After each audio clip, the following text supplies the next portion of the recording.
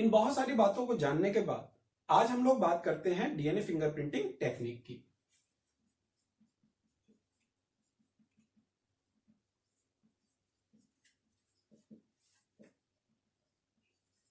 DNA fingerprinting technique का जो शुरुआती विकास था वो एलेक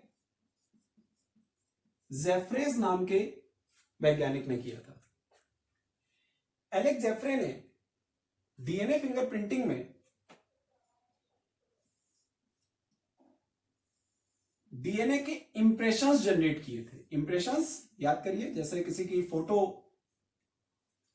का इस्तेमाल हम लोग करते हैं किसी को खोजने के लिए, तो उसी तरीके से ये इंप्रेशंस जनरेट किए। हमने एग्जांपल के तौर पे 3 इंप्रेशंस दिखा रहा हूं आपको, जिसमें अलग अलग मॉलिक्यूलर वेट के रेपिटेटिव डीएनए, इन सारी बातों के बारे में हम लोग बात कर चुके हैं। तो रेपिटेटिव डीएनए अपने मॉलिक्यूलर वेट के आधार पर जेल इलेक्ट्रोफोरेसिस नाम के टूल में अरेंज हो जाते हैं, और इस तरीके से जो बैंड्स के पैटर्न होते हैं इनको हम बोलते हैं इंप्रेशंस। अब आप देख सकते हैं कि 3 व्यक्तियों का या 3 सैंपल्स का इंप्रेशन बिल्कुल अलग है, और इन्हीं इंप्रेशंस के माध्यम से हम किसी व्यक्ति की पहचान कर लेते हैं। अब जैसा मैंने आपको बताया कि ये जो रेपिटेटिव डीएनए के बैंड्स हैं, तो ये खुद में अपने आप को शो नहीं कर सकते। इनको शो करने के लिए एलेक जेफ्रेज ने प्रोब्स का इस्तेमाल किया। किसका इस्तेमाल किया? प्रोब्स। तो आज हम सबसे पहले जानेंगे प्रोब्स क्या होते हैं, ये कैसे बनाए जाते हैं और इनका इस्तेमाल कैसे किया जाता है। तो सबसे पहले प्रोब्स क्या होते हैं इसके बारे में हम लोग जानते हैं।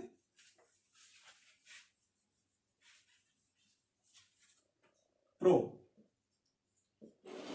अगर हम प्रोब्स के बारे में बात करें तो इसका शाब्दिक मीनिंग है खोजना। इसका शाब्दिक मीनिंग है भाई खोजना, ठीक है।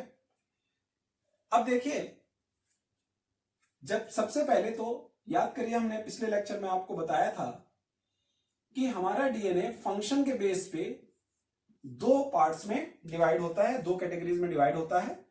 एक तो होता है फंक्शनल डीएनए, और दूसरे सेगमेंट्स होते हैं जिनको हम लोग बोलते हैं non functional DNA. Non functional DNA,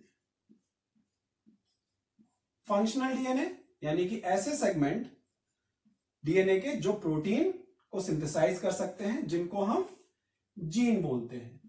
और बहुत सारा डीएनए जो किसी प्रकार की प्रोटीन को कोड नहीं करता, उनको हम लोग बोलते हैं नॉन फंक्शनल डीएनए। जैसा आप इस दिए हुए डायग्राम में देख रहे हैं, ब्लू कलर से हमने दिखाया है फंक्शनल डीएनए को। यह है functional DNA,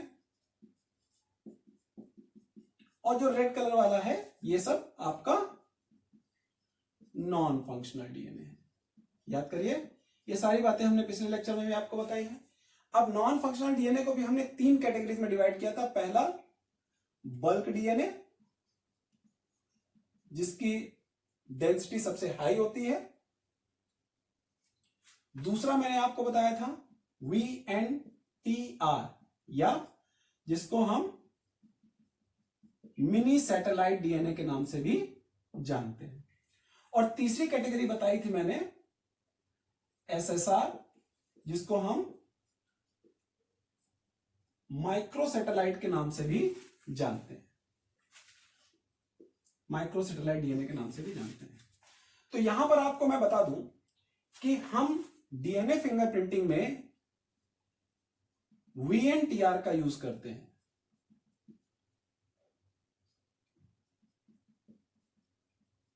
use only VNTR, ध्यान रखिए इस बात का।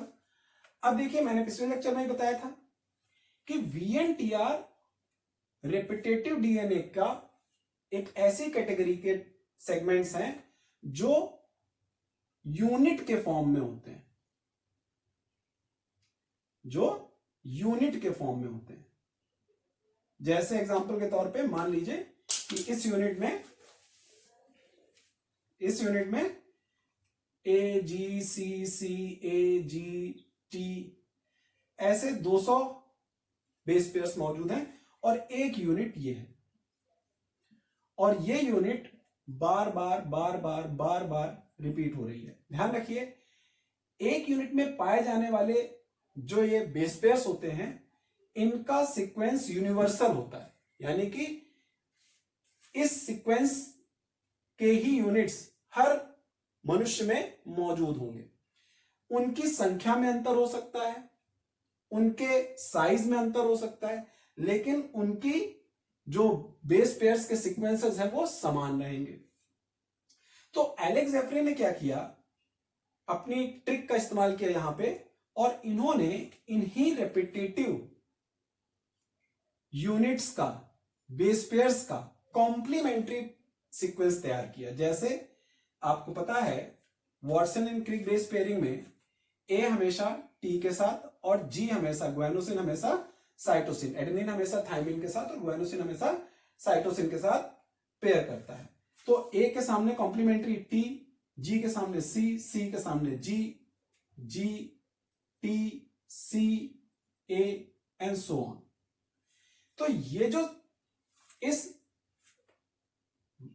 यूनिट का कॉम्प्लीमेंट्री तैयार हुआ, ये कॉम्प्लीमेंट्री सिंगल स्टैंडर्ड डीएनए अथवा सिंगल स्टैंडर्ड आरएनए के फॉर्म में होता है, और इसी को हम बोलते हैं प्रोब। इसी को हम बोलते हैं प्रोब। ये सिंगल स्टैंडर्ड डीएनए या सिंगल स्टैंडर्ड आरएनए के फॉर्म में होता है, और किसका कॉम्प्लीमेंट्री होता है, वीएनटीआर की यूनिट्स का कॉम्प्लीमेंट्री होता है। ठीक है, तो सबसे पहले हमने समझा कि प्रोब क्या होता है। अब देखिए ये कैसे बनाया जाता है और किस तरीके से काम करता है। अब देखिए यहां पर बात हो गई कि प्रोब होता क्या है। अब हम देखते हैं कि ये कैसे डेवलप किया जाता है। अब पहले, सबसे पहले तो देखिए कि ये जो वीएनटीआर है, वेरिएबल नंबर टैंडम रिपीट्स, जैसा मैंने बताया कि ये सीक्वेंसेस हर व्यक्ति के हर क्रोमोसोम में, ये सीक्वेंस कोई भी हो सकते हैं, जो भी स्टडीड सीक्वेंसेस हैं, हर व्यक्ति के हर क्रोमोसोम में अलग अलग संख्याओं में पाए जाते हैं। तो पक्की बात है कि वीएनटीआर की ये यूनिट्स अगर हर व्यक्ति में अलग अलग संख्याओं में पाई जाती है, तो वीएनटीआर के इन सेगमेंट्स की लेंथ भी हर व्यक्ति में अलग अलग होगी। मान लीजिए ए सैंपल में इसकी लेंथ ये है, बी सैंपल में इसकी लेंथ ये है, सी सैंपल में इसकी लेंथ ये है। सपोज करिए 3 सैंपल्स लिए और इन वीएनटीआर सीक्वेंसेस की जो लेंथ है वो तीनों सैंपल्स में बिल्कुल अलग अलग है। अब देखिए हम क्या करते हैं कि इस सेगमेंट को सबसे पहले सिंगल स्टैंडर्ड फॉर्म में कन्वर्ट कर लेते हैं, और उन वीएनटीआर के बने हुए प्रॉप्स को हम इनके साथ हाइब्रिडाइज कराते चले जाते हैं। ये हाइब्रिडाइजेशन लगातार होता रहता है। अब ये देखिए ये जो प्रॉप्स हैं ये आपका इस वीएनटीआर के सिंगल स्टैंडर्ड डीएनए फॉर्म को इन्होंने एम्प्लीफाई कर दिया। ठीक है ना। इसी तरीके से प्रॉप्स इसके सेगमेंट को भी एम्प्लीफाई कर सकते हैं। सी सैंपल्स में भी जहां जहां वीएनटीआर पाए जाएंगे उनके सेगमेंट को भी एम्प्लीफाई कर देंगे, और बाद में हम इन प्रॉप्स को अलग कर लेंगे। अब आप देखिए प्रॉप्स को अलग करने के बाद बात आती है कि इनको हम देखेंगे कैसे।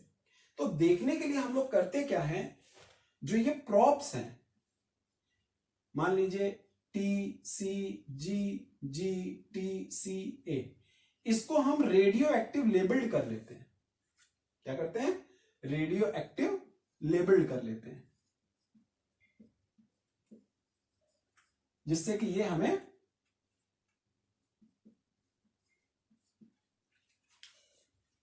विजुलाइज हो सके।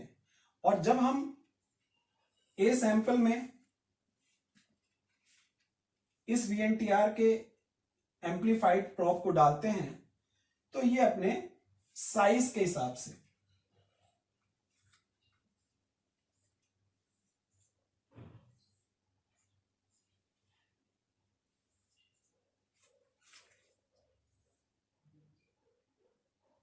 साइज के हिसाब से अपनी पोजीशन सेट कर लेता है। अब देखिए सबसे बड़ा ए सैंपल में यहां पर है, बी सैंपल में यहां पे है और सी सैंपल में यहां पे है।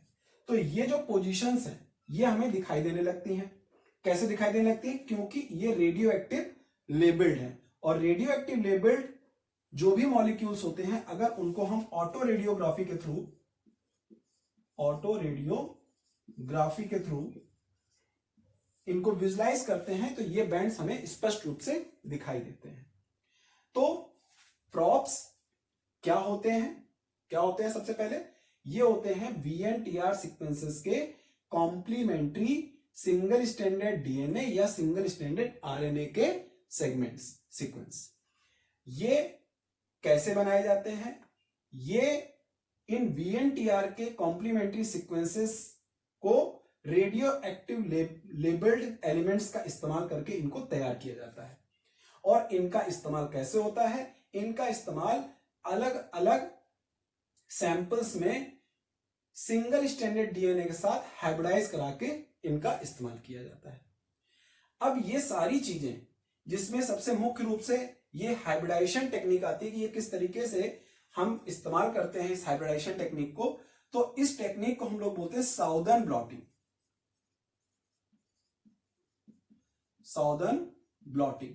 इस साउदर्न ब्लॉटिंग या साउदर्न हाइब्रिडाइजेशन के बारे में अब हम पढ़ेंगे। तो अब हम लोग बात करते हैं साउदर्न हाइब्रिडाइजेशन या साउदर्न ब्लॉटिंग टेक्निक की। तो सबसे पहले सवाल यह आता है कि इस टेक्निक का यूज क्या है एक लाइन में। अगर हम एक लाइन में पूछे इसका यूज क्या है तो इसको जानना सबसे पहले जरूरी है। देखिए, हमने पिछले लेक्चर में आपको डीएनए पॉलीमॉर्फिज्म के बारे में बताया था। डीएनए पॉलीमॉर्फिज्म में बताया था कि हर पर्सन के हर क्रोमोसोम में VNTR रिपीटेटिव सीक्वेंसेस पाए जाते हैं। इन रिपीटेटिव सीक्वेंसेस को हम यूज करते हैं फिंगरप्रिंटिंग के लिए, लेकिन हम इन सीक्वेंसेस को तब तक फिंगरप्रिंटिंग के लिए यूज नहीं कर सकते जब तक हम इनको विजुअलाइज नहीं कर सकते। जब तक हम विजुअलाइज नहीं कर पाएंगे तब तक फिंगरप्रिंटिंग में हम इन VNTR सीक्वेंसेस का यूज नहीं कर सकते। तो साउदर्न ब्लॉटिंग का जो मेन ऑब्जेक्टिव है वो है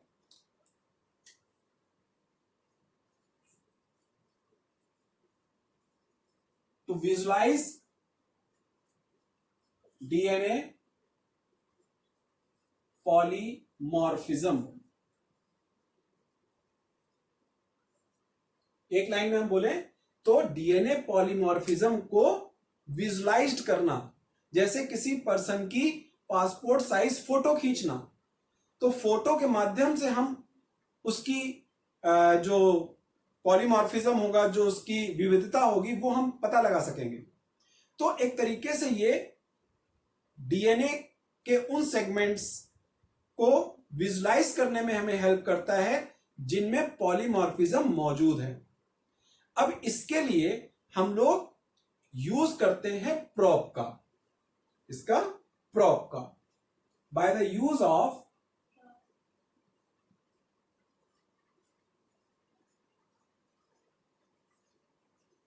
प्रोब मतलब खोजना।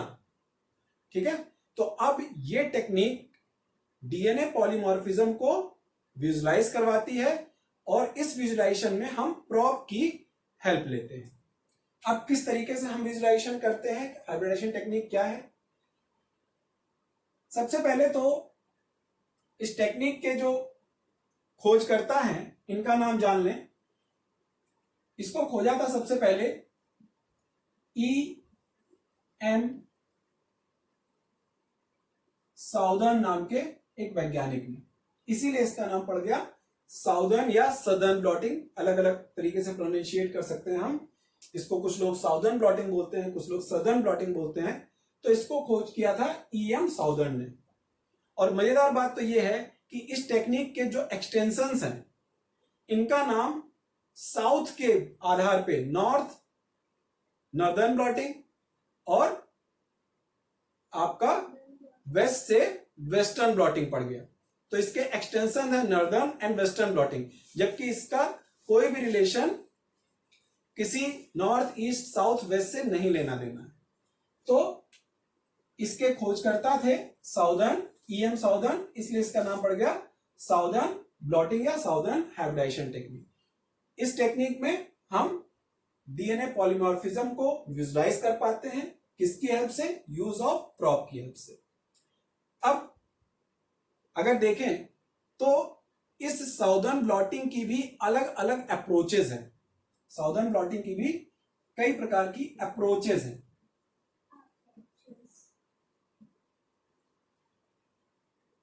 ठीक है, और इन अप्रोचेज में मुख्य रूप से RFLP,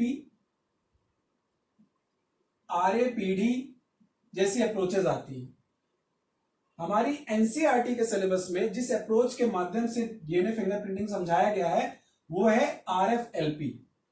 RFLP, RAPD हमारे सिलेबस में नहीं है, और भी अप्रोचेज है, AFLP जैसी भी टेक्निक है, लेकिन हमारे सिलेबस में सिर्फ RFLP है, और RFLP का पूरा नाम है रिस्ट्रिक्शन फ्रेगमेंट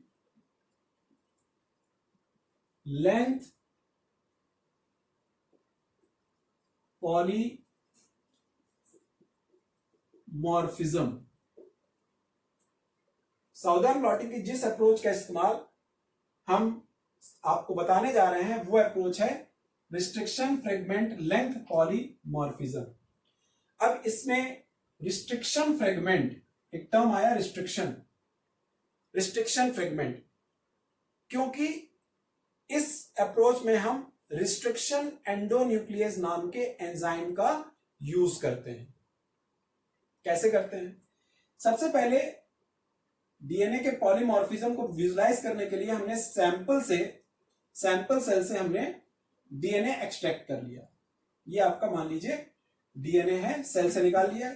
ये सेल ब्लड से, हेयर फॉलिकल से, स्किन से, सीमेन से, कहीं से भी एक्सट्रैक्ट किया जा सकता है, और उसमें से हम डीएनए निकाल लेते हैं। डीएनए निकल आया। डीएनए निकलने के बाद आपको पता है कि इस डीएनए में फंक्शन के बेस पे फंक्शनल और नॉन फंक्शनल दोनों प्रकार के डीएनए होते हैं, और जो नॉन फंक्शनल डीएनए होता है उसी का इस्तेमाल हम लोग डीएनए फिंगरप्रिंटिंग में करते हैं। और नॉन फंक्शनल डीएनए में भी खासकर किसका? वीएनटीआर का। किसका? वीएनटीआर। और मैंने आपको बताया था कि जो वीएनटीआर सीक्वेंसेस होते हैं वो वीएनटीआर सीक्वेंसेस सराउंडेड होते हैं रिस्ट्रिक्शन एंडोन्यूक्लियस की कटिंग साइट से, यानी इनके किनारे पर रिस्ट्रिक्शन एंडोन्यूक्लियस के कटिंग एज बने होते हैं। उसी तरीके से जैसे किसी दालमोट के पैकेट को फाड़ने के लिए उनके दोनों एजेस पे ग्रूव बने होते हैं, हम उन ग्रूव्स का इस्तेमाल करके दालमोट का पैकेट या चिप्स का पैकेट फाड़ देते हैं। तो उसी तरीके से वीएनटीआर के दोनों सिरे रिस्ट्रिक्शन एंडोन्यूक्लियस से सराउंडेड होते हैं। अब साधारण सी बात है कि जब हम वहां पर कटिंग साइट मौजूद है तो जैसे ही हम रिस्ट्रिक्शन एंडोन्यूक्लियस नाम के एंजाइम का यहां पर यूज करेंगे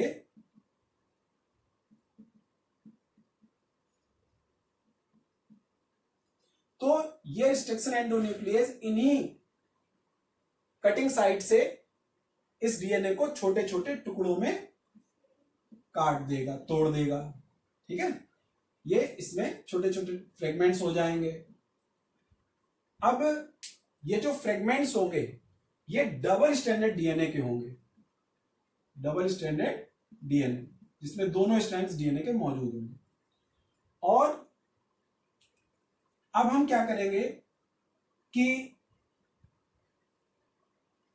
इलेक्ट्रोफोरेसिस के माध्यम से, जेल इलेक्ट्रोफोरेसिस के माध्यम से हम इन फ्रेगमेंट्स को इनके मॉलिक्यूलर वेट के आधार पर इनको सेपरेट कर लेंगे। आपको मैंने बताया था जेल इलेक्ट्रोफोरेसिस में हाई मॉलिक्यूलर वेट के डीएनए फ्रेगमेंट्स ऊपर की तरफ और लो मॉलिक्यूलर वेट के डीएनए फ्रेगमेंट्स इस तरीके से नीचे की तरफ रखते हैं। ठीक है, अब ये जेल है,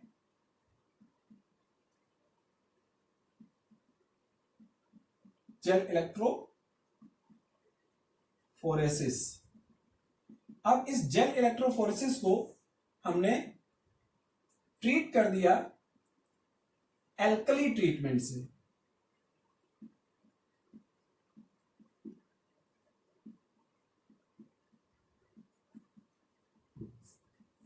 एल्कली ट्रीटमेंट से। तो जो एल्कली ट्रीटमेंट है इसकी वजह से ये जो डबल स्टैंडर्ड डीएनए था ये कन्वर्ट हो जाता है सिंगल स्टैंडर्ड डीएनए में, क्योंकि हाइब्रिडाइजेशन तभी संभव है जब डीएनए बीच से अनजिप हो जाए, खुल जाए, तभी तो उसका कॉम्प्लीमेंट्री जब दूर हटेगा तो तभी तो उसी के जैसा कॉम्प्लीमेंट्री उसके साथ जुड़ेगा। तो ये है डबल स्टैंडर्ड डीएनए, तो ये है सिंगल स्टैंडर्ड डीएनए। ये जेल मौजूद है, जेल में सिंगल स्टैंडर्ड डीएनए आ गए। देखिए संख्या बढ़ जाएगी, डबल स्टैंडर्ड डीएनए में 2 स्ट्रैंड्स एक साथ थे, अब ये सिंगल सिंगल हो गए तो इनकी संख्या बढ़ गई। अब क्या करेंगे इस टेक्निक में, एक बर्तन लेंगे और उस बर्तन में बफर सॉल्यूशन भरेंगे।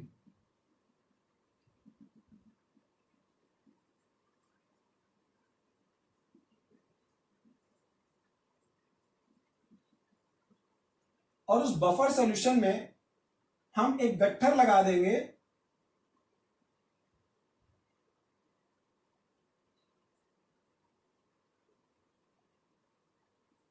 फिल्टर पेपर्स का।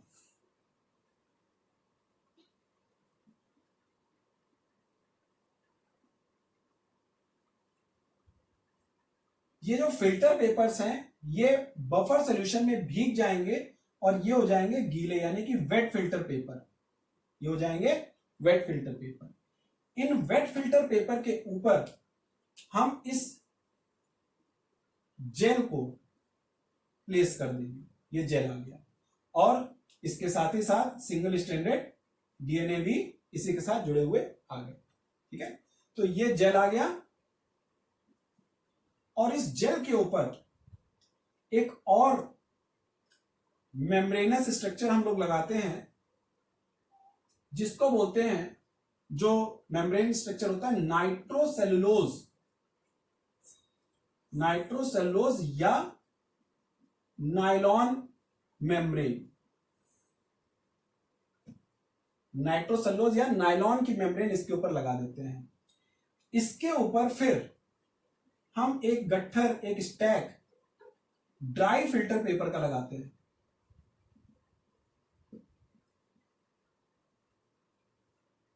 ड्राई फिल्टर पेपर का हमने एक और गट्ठर लगा दिया। अब इसके ऊपर हमने काफी वजन रख दिया और काफी समय के लिए इसको छोड़ दिया। यह है वेट। इस वेट के द्वारा हमने इसको दबा दिया और ये सारी चीजें कंप्रेस हो गई और काफी लंबे समय के लिए छोड़ दिया। अब जब इसको हम लंबे समय के लिए छोड़ देंगे तो ये जो बफर सॉल्यूशन है ये कैपिलरी फोर्स के माध्यम से, कैपिलरी फोर्स याद करिए आपने फिजिक्स में पढ़ा होगा कि अगर एक बूंद स्याही हमारी शर्ट पे गिर जाती है तो वो बहुत बड़ा दाग बना देती है। एक बूंद छोटी सी स्याही बहुत बड़ा दाग बनाती है। क्यों? क्योंकि धागों के बीच में जो कैपिलरी फोर्स होता है उसके माध्यम से वो स्याही दूर दूर तक आपका स्प्रेड कर जाती है। कैपिलरी फोर्स जी। तो उसी कैपिलरी फोर्स, ऊपर सूखे नीचे गीले पेपर, तो ये आपका कैपिलरी फोर्स की वजह से बफर ऊपर की तरफ रन करेगा। जब ऊपर की तरफ रन करेगा तो ये जो डीएनए जेल में अटैच्ड है ये डीएनए आपका नाइट्रोसेलुलोज मेम्ब्रेन पर जाकर अटैच हो जाएगा और बिल्कुल उसी पैटर्न में अरेंज होगा जिस पैटर्न में नीचे था। जैसे आप लेके चलिए कि मेरे हाथ में ये मैंने लकीर खींची, अगर इसके ऊपर हम दूसरा हाथ रख देंगे तो ये देखिए इसके ऊपर भी इस तरीके का एक लकीर बन गया। तो ये मान लीजिए आपका जेल है और ये नाइट्रोसेलुलोज है, तो डीएनए इस तरफ ट्रांसफर हो गया। अब हम क्या करेंगे, इस नाइट्रोसेलुलोज मेम्ब्रेन को रिमूव कर लेंगे यहां से। जब इस पर डीएनए फ्रेगमेंट्स ट्रांसफर हो जाएंगे तो नाइट्रोसेलुलोज को हम यहां से रिमूव कर लेंगे। रिमूव कर लिया, ये सिंगल स्ट्रैंडेड डीएनए इस पर ट्रांसफर हो गए। अब इसको हम 80 डिग्री सेंटीग्रेड पर बिस्कुट की तरह बेक कर लेंगे। क्यों बेक करेंगे? जिससे कुरकुरा हो जाए? नहीं, खाना खाने के लिए नहीं, खाना इसको कुरकुरा करना है। इसको कुरकुरा करना है जिससे कि ये जो डीएनए फ्रेगमेंट्स है ये इस पे चिपक जाए।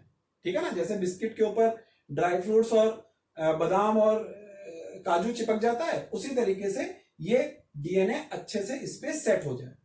अब 80 डिग्री सेंटीग्रेड पर बेक करने के बाद हम इस डीएनए को हाइब्रिडाइज कराएंगे रेडियो एक्टिव प्रोब से।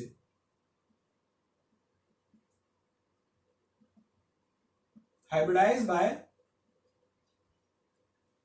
रेडियो एक्टिव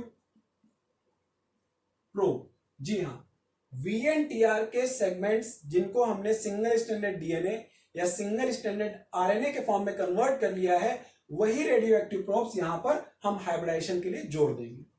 अब इनको हाइब्रिडाइजेशन के बाद जो अनहाइब्रिडाइज प्रोब होंगे इनको वॉश आउट कर देंगे, और यहां पर जहां जहां पर भी प्रोब के कॉम्प्लीमेंट्री यहां सिंगल स्टैंडर्ड डीएनए में मौजूद होंगे वो इनके साथ पेयर कर जाएंगे। कॉम्प्लीमेंट्री सीक्वेंसेस, इसका मतलब है कि वो वीएनटीआर के फ्रेगमेंट्स वहां पर मौजूद है, और जहां जहां प्रोब हाइब्रिडाइज करेगा वहां वहां पर वो वीएनटीआर मौजूद होगा, और उसी लेंथ के साथ वो हाइब्रिडाइज कर जाएंगे। क्लियर? और ये क्या है? रेडियो एक्टिव प्रोब है। तो इनको हम ऑटो रेडियोग्राफी के द्वारा, एक टेक्निक है ऑटो रेडियोग्राफी, इस ऑटो रेडियोग्राफी के द्वारा हम इसको विजुलाइज कर सकते हैं। किनको? प्रोब को, रेडियो एक्टिव प्रोब को हम ऑटो रेडियोग्राफी के थ्रू विजुलाइज कर सकते हैं।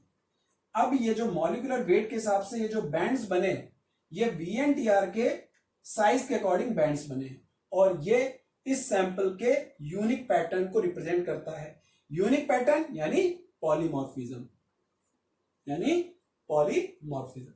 तो हमारा जो हाइब्रिडाइजेशन का मेन ऑब्जेक्टिव था वो पूरा हो गया। मेन ऑब्जेक्टिव था कि हम डीएनए, जो हमारे डीएनए के अंदर पाए जाने वाला पॉलीमॉर्फिज्म है, उसको विजुलाइज कर सकें, उसको हम देख सकें। तो देखने के लिए हमने रेडियो एक्टिव प्रोब्स का इस्तेमाल किया, और उन प्रोब्स के माध्यम से हमने ऑटो रेडियोग्राफी टेक्निक का इस्तेमाल करते हुए ये एक इमेज बनाया, और इस इमेज को बोलते हैं ऑटो रेडियोग्राम। ये ऑटो रेडियोग्राम बन गया, और इसके माध्यम से हम डीएनए फिंगरप्रिंटिंग का आपका विजुलाइजेशन कर सकते हैं, हम पॉलीमॉर्फिज्म का विजुलाइजेशन कर सकते हैं। अब अगला सवाल आता है कि ये जो ऑटो रेडियोग्राम बनेंगे, ये जो ऑटो रेडियोग्राम बनेंगे, इनका किस तरीके से हम कंपैरिजन करते हैं और किस तरीके से केस सॉल्व करते हैं। इसके लिए एनसीईआरटी में, तो अब हम लोग बात करेंगे एनसीईआरटी में दिए हुए टॉपिक फिंगरप्रिंटिंग में जो एग्जाम्पल दिया हुआ है। इस एग्जाम्पल को लेकर काफी बच्चे परेशान रहते हैं और कई बार शिकायत करते हैं कि यह एग्जाम्पल हमें समझ में नहीं आ रहा। बहुत सिंपल सा एग्जाम्पल है, अगर थोड़ा सा भी ध्यान देंगे तो आपको बिल्कुल समझ में आ जाएगा। अब इस एग्जाम्पल में क्या दिया हुआ है जरा देखते हैं। इस एग्जाम्पल में एक क्राइम सीन जनरेट किया हुआ है। क्राइम सीन, मान लीजिए कि एक किसी जगह पर मर्डर हुआ है, और उस मर्डर प्लेस पर दो तरीके के खून के धब्बे मिले हैं। एक वो जिसके मर्डर हुआ है, और दूसरे खून के धब्बे को पुलिस आइडेंटिफाई नहीं कर पा रही, और पुलिस को शक है कि ये खून के धब्बे उसके भी हो सकते हैं जिस व्यक्ति ने मर्डर किया, और पुलिस को दो लोगों पर शक है। एक का नाम है ए और दूसरे का नाम है बी, जो भी आपका मन हो नाम रख सकते हैं। अब सी सैंपल है क्राइम सीन के ब्लड सैंपल का, क्राइम प्लेस के उस ब्लड सैंपल का, और ए और बी उन दो पर्संस के सैंपल्स का फिंगरप्रिंट तैयार किया गया है जिन पर पुलिस को शक है। तो ये क्राइम सीन है। तो हमें देखना है कि ये सी का जो फिंगरप्रिंट है वो इन दोनों में से किसके फिंगरप्रिंट से मैच करता है। अब बात आती है कि ये फिंगरप्रिंट कैसे जनरेट किए गए। तो फिंगरप्रिंट के बेसिस के बारे में मैंने आपको पिछले लेक्चर्स में भी बताया है कि फिंगरप्रिंट का बेस होता है DNA polymorphism. DNA polymorphism functional DNA और नॉन फंक्शनल डीएनए दोनों में पाया जाता है, लेकिन फिंगरप्रिंटिंग में हम इस्तेमाल करते हैं नॉन फंक्शनल डीएनए का। याद करिए, मैंने आपको यह भी बताया है कि नॉन फंक्शनल डीएनए यानी रेपिटेटिव डीएनए में 3 कैटेगरीज पाई जाती हैं साइज के बेस पे। बल्क डीएनए, दूसरा नंबर वीएनटीआर या मिनी सैटेलाइट डीएनए, और तीसरा नंबर एसएसआर या जिनको हम माइक्रो सैटेलाइट डीएनए के नाम से भी जानते हैं। याद करिए, आपको मैंने यह भी बताया है कि डीएनए फिंगरप्रिंटिंग में हम वीएनटीआर का यूज करते हैं, और वीएनटीआर और एसएसआर ये दोनों 3 कैटेगरी में से ये 2 कैटेगरीज ऐसे रेपिटेटिव डीएनए के सेगमेंट्स होते हैं जिनमें यूनिट पाई जाती है, जिनमें यूनिट्स पाई जाती है। साथ ही साथ में मैंने आपको यह भी बताया है कि ये यूनिट्स हर पर्सन के हर क्रोमोसोम में मौजूद होती है।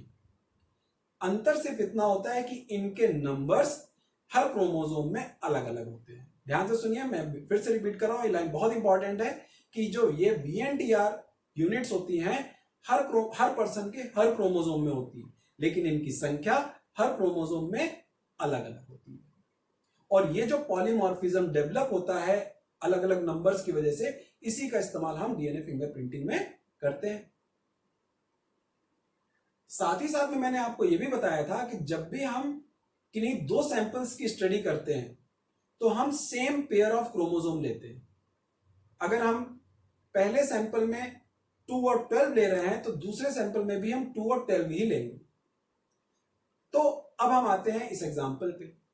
एग्जाम्पल में पहला जो आपका सैंपल है क्राइम सीन से उठाया हुआ सैंपल है, और इसमें इन्होंने 3 जोड़े क्रोमोसोम लिए हैं। इस पूरे एग्जाम्पल में 3 जोड़े लिए हैं, 7 नंबर, 2 नंबर और 16 नंबर। 7 2 16, 7 2 16, ठीक है। अब इसके बाद अब ये जोड़ा क्रोमोसोम में क्या है, एनसीईआरटी में बना हुआ है पेरेंटल, पैटर्नल एंड मैटरनल। आपको पता है कि जब भी हमारे पास होमोलॉगस क्रोमोसोम के बारे में बात होती है तो हमें पता है कि गैमेट फ्यूजन में हाफ सेट हमारे फादर से और हाफ सेट हमारी मदर से आए हैं। तो ऑब्वियसली हमारे होमोलॉगस पेयर में एक क्रोमोसोम पैटर्नल यानी फादर से आया हुआ, और जो दूसरा उसका होमोलॉगस क्रोमोसोम का पेयर होगा वो मैटरनल यानी कि मदर से आया हुआ क्रोमोसोम होगा, ठीक है। तो इसलिए उसको पैटर्नल और मैटरनल से डिमार्क किया हुआ है। अब देखिए इस सैंपल में, देखिए इस सैंपल में chromosome number 7, chromosome pair number 7, chromosome pair number 2, chromosome pair number 16। तो 7 में होमोलॉगस क्रोमोसोम के पैटर्नल में वीएनटीआर की 11 यूनिट है, और मैटरनल की में वीएनटीआर की 9 यूनिट है। जिसमें जितनी ज्यादा यूनिट उतना वीएनटीआर का साइज लार्ज, और जिसका वीएनटीआर सेगमेंट का जितना लार्ज साइज उसका मॉलिक्यूलर वेट उतना ज्यादा। और मैंने ये भी बताया है कि एग्रोस जेल इलेक्ट्रोफोरेसिस में जिस डीएनए सेगमेंट का मॉलिक्यूलर वेट ज्यादा होता है वो ऊपर की तरफ, और जिसका कम होता है वो नीचे की तरफ रन करता है। तो इस तरीके से इसमें 11 यूनिट, इसमें 9 यूनिट, इसमें 8 यूनिट, इसमें 7, इसमें 5, इसमें 2, तो 11 9 8 7 5 2, इसी सीक्वेंस में ये बैंड्स बना रहा है। 11 वाला सबसे लार्ज मॉलिक्यूलर वेट का है, सबसे ऊपर, 9 वाली रेपिटेटिव यूनिट्स का, उसके नीचे 8 वाला, 7 वाला, 5 वाला, 2 वाला। और मैंने हर पेयर के लिए एक अलग कलर का इस्तेमाल किया है। 7 पेयर के लिए हमने रेड कलर, सेकेंड पेयर के लिए हमने ग्रीन कलर, और 16 पेयर के लिए हमने ब्लू कलर बैंड्स का इस्तेमाल किया है। ऐसे कलर पाए नहीं जाते, सिर्फ आपको समझाने के लिए बताया जा रहा है। अब देखिए सैंपल ए में, सैंपल ए में 7th पेयर में पैटर्नल में 3 वीएनटीआर के सेगमेंट्स और मैटरनल में 4, जबकि इनके दूसरे और 16वें पेयर में सबसे बड़ा साइज का वीएनटीआर पाया जा रहा है, तो ये सबसे ऊपर रहेगा। और 7 का जो 7th पेयर है इसका पैटर्नल में केवल 3 यूनिट्स है, तो ये सबसे नीचे रहेगा, और बाकी इसके बीच में अपने मॉलिक्यूलर वेट के हिसाब से अरेंज हो जाएंगे। आप देख लीजिए, 10 यूनिट वाला ये है, 8 यूनिट वाला ये है, 7 यूनिट वाला ये है, और इसी तरीके से 5 यूनिट वाला ये है, 4 यूनिट वाला ये है, और 3 यूनिट वाला ये। अरेंज हो गया। इसी तरीके से हम बी सैंपल में देख लेते हैं। बी सैंपल में भी 7th पेयर में 11 और 9, सेकेंड पेयर में 8 और 7, 16th पेयर में 5 और 2, और इसी क्रम में ये अपने मॉलिक्यूलर वेट के हिसाब से ये अरेंज हो गए। अब बात करेंगे सबसे इंपॉर्टेंट पार्ट डीएनए फिंगरप्रिंटिंग की, इस केस को सॉल्व कैसे किया जाएगा। इस केस को सॉल्व करने का तरीका है कि हम इसका कंपैरिजन करेंगे इन दोनों सैंपल से। अब आप देखिए, सैंपल से कंपेयर करने के लिए हम हाइपोथेटिकल, आपको समझाने के लिए सिर्फ बता रहा हूं, एक ऐसे मैं एक सीधी लाइन खींच रहा हूं, तो देखिए इसकी पोजीशन यहां पर सेम पोजीशन पे 2 बैंड्स हैं। अब देखिए इस वाले में इस बैंड की पोजीशन, यानी कि 7th पेयर में मैटरनल क्रोमोसोम में जो VNTR मौजूद है, इसके बैंड की पोजीशन ये मैच कर रही है।